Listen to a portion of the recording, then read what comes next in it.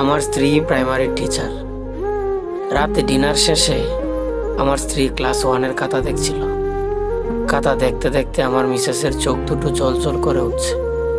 আমি কাছে বসেই টিভি দেখছিলাম। মিসেসের দিকে নজর যাওয়াতে দেখি আমার স্ত্রী চোখের জল মুছছে। আমি অবাক হয়ে জিজ্ঞেস করলাম, কি হয়েছে, কাঁদছো কেন? আমার মিসেস বলল, ক্লাস 1-এর পরীক্ষায় এক রচনা এসেছে, মাই উইশ। তো খাতার কি হলো? সব খাতাগুলো ভালোই দেখলাম, সবাই ভালোই লিখছে। একজনের খাতা দেখে আর নিজেকে সামলাতে পারলাম, চোখ দুটো জলে ভরে উঠল। আচ্ছা বলো তো, কি লেখছে ওই বেবি? মিসেস রচনা পড়তে শুরু করলো। আমার ইচ্ছা আমি স্মার্টফোন হব। আমার বাবা মা স্মার্টফোন খুব ভালোবাসে, কিন্তু আমায় ভালোবাসে না।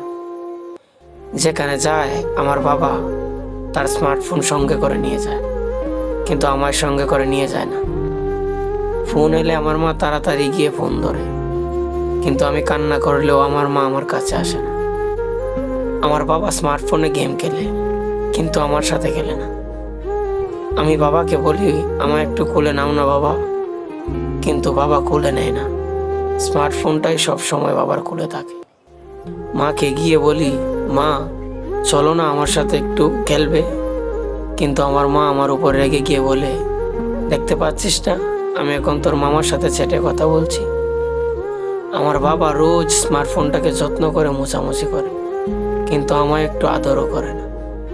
আমার মা যখন বাবার সাথে ফোনে কথা বলে স্মার্টফোনে বাবাকে চুমু দেয়, কিন্তু আমায় একদিনও চুমু দেয় না। আমার বাবা মাতার কাছে স্মার্টফোন নিয়ে ঘুমায়, কিন্তু আমায় কোনোদিন জড়িয়ে ধরে ঘুমায় না। আমার মা রোজ 5 বার স্মার্টফোনটিকে চার্জ দেয়, কিন্তু মাঝে মাঝে আমায় খাবার দিতে বলে যায়, কিন্তু স্মার্টফোনটিকে চার্জ দিতে বলে না মা।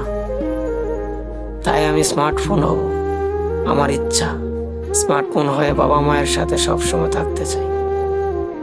স্ত্রীর মুখে লেখাটি শোনার পর আমি খুবই ইমোশনাল হয়ে স্ত্রীকে জিজ্ঞেস করলাম, কে লিখেছে এই রচনাটি? স্ত্রী উত্তরে বলল, আমাদের সন্তান।